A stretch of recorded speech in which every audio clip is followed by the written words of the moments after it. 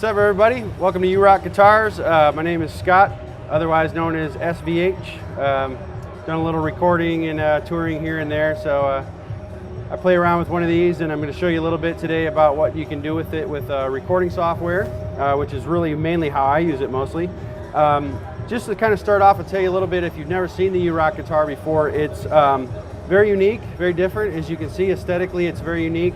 It really does so many different functions that it's really a multi creative inspirational tool is how I like to look at it, a little bit more than a guitar. So it's obviously it's shaped different than a traditional guitar. It's going to play a little different. Got a touch sensitive neck here, and essentially when this was designed, it was to serve a lot of different purposes. It is a guitar synth, so it has synthesizer sounds built in, guitar sounds built in, so you have all these different presets that you can work with. And then it also has MIDI capability, so you can take it just by USB, hook it up to your computer, hook it up to any recording software, and trigger VSTs and plugins and all that stuff.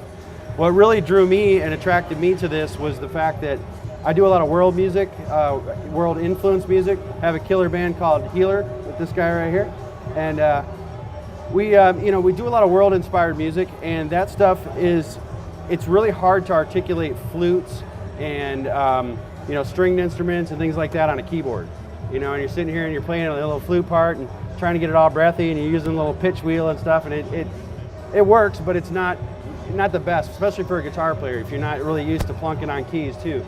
So this, being a stringed instrument player, I was able to pick this up and articulate flute parts and do the little breathy stuff with the pitch bar and things like that.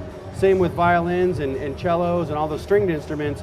You can play chords, and get these nice big lush strings. There's all these different things you can do. Okay, so basically I've got a really raw drum and guitar recording. This was done in a studio a few weeks ago. Everything was properly mic'd for the drums and all that, and used a really nice guitar cabinet and all that stuff, and just did basic raw tracks.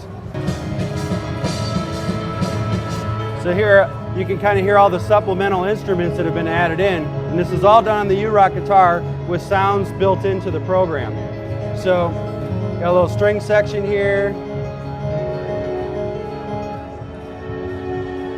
strings just doing chords, pianos are all just arpeggios. I got a little line here that's kind of like a bass line, and this was done out of the 1/4 inch output. And then what I did was added a plug-in on the back end of a bass amp. So basically this is like a modeling bass amp. I can change the cabinets, I can change the microphone, all that kind of stuff, the different type of amp. Got all these stomp boxes that I can add. So if I want to get that bass tone and really want to add more drive to it, or edge, or a little gain, get a little distortion, you got all that ability on the back end to change it. So it takes a simple sound that's just a raw guitar sound and gives you really limitless possibilities once you've got it in a recording software. So that's a really cool thing that you can do with this. Once you've got all that done and you've recorded your parts too, sometimes people, you have to approach playing this a little differently. Obviously, if you're going to be playing a flute part or a violin, it's not gonna react the same as a guitar. A flute is different, and it takes a different kind of finessing and that type of thing to play it and get that kind of essence. And so you have to reapproach your way of playing guitar, which is really cool. It expands your creativity, it expands your abilities. There's a tapping mode on here. When you push tapping mode, it really opens up all kinds of possibilities. You put this on a piano and start doing tapping, it's like, wow, I can play piano. It really just opens up a whole new ability for a guitar player. And again, like all the sounds and everything that are built into your recording software. Now you can use this with Pro Tools, you can use it with Logic, Ableton, Reason, pretty much any MIDI controllable software. VSTs are virtual instruments, they're plugins and things like that. So just like I did with the amp, I added the little extra part there. Another really cool thing that I was going to show you that's kind of cool. Now I use Studio One by Presonus. It's a program I really like. It's very intuitive, and Let me get the little mix window open here. Okay, so I did a little string part, or this bass line, and say I don't like I missed a note, or I double triggered something, or I want to change one little part, I want to add an extra note, and I think it would sound good. Instead of having to go back and re-record the whole piece over again, because you've done it in MIDI, it's not like a waveform that shows up on the screen like an audio recording. It's little dots and bars. So you actually have little movable, MIDI information that you can move. So say I don't like this bass part here, I want to move it. I want to add a couple here. You can do that, little bass pings. And now it's going to sound totally ridiculous.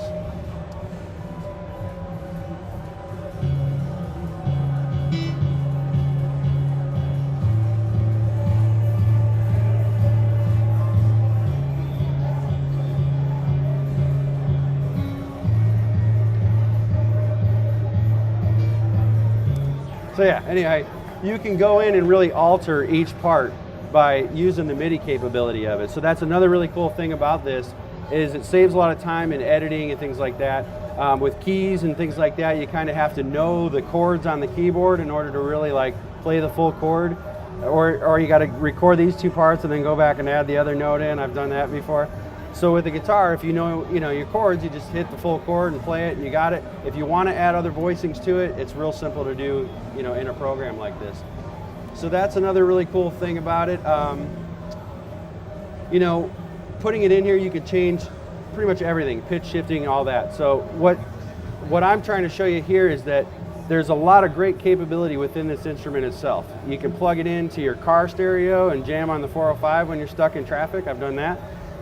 You can plug your iPod into it, and you can play along with your iPod and jam and learn songs and things like that. It's a great tool for learning. All the sounds that are internally there are really cool. You can tick this off and travel with it and make it a travel guitar. Yes, sir. Can you do a drum solo on it? You can do a drum solo on it, actually. You actually can. You can put a drum patch in here, and then you can trigger it. It's just like using MIDI pads, same kind of thing. That's a good question. And the strings are replaceable. They're really heavy duty and really don't corrode, so it's not like a corrosive issue that you'd have with normal, guitar strings that corrode over time.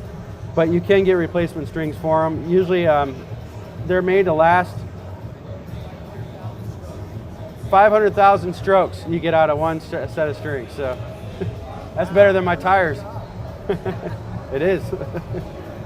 But yeah, there's, like I said, all these capabilities within the guitar, but really plugging it into a MIDI environment or a MIDI controlled device, you can do so much more with it. So it's a really cool function that you can do. And then, yeah, I mean, it really does a lot to jazz up your parts too. Like I said, we went in a recording studio and recorded these 4 songs for an EP, and spent lots of money to do 10 hours in a studio to get the perfect drum tone and the guitar tone and everything else.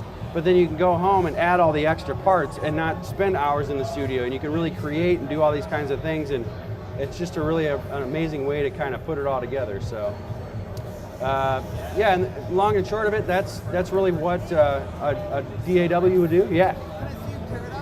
You want to see me tear it up on here? Well, like I said, I kind of pre-recorded everything, so I mean, I can